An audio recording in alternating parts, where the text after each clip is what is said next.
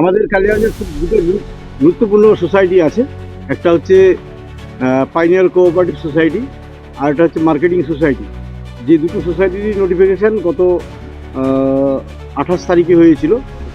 নিয়ম অনুসারে, নির্বাচনের নিয়ম অনুসারেই আজকের দিনে ছিল নমিনেশন লাস্ট ডেট।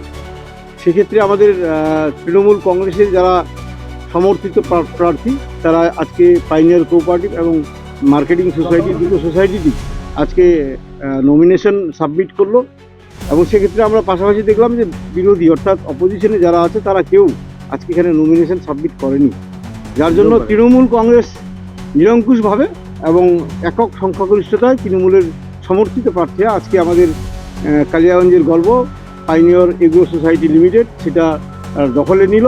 এবং সাথে মার্কেটিং সোসাইটি, যেটা দীর্ঘদিন থেকে বামদের আখড়া ছিল, আতুর ঘর ছিল বামফ্রন্টের, সেটা আজকে ভেঙে গেল, চুরমার হয়ে গেল এবং তৃণমূল কংগ্রেসের হাতে নতুন ভোটের দায়িত্ব আসে। মার্কেটিংয়ে আসন হচ্ছে ওখানে 9টা এবং আমাদের পাইনিয়ার সোসাইটিতে আমাদের 9টা, মোট 9টা করে।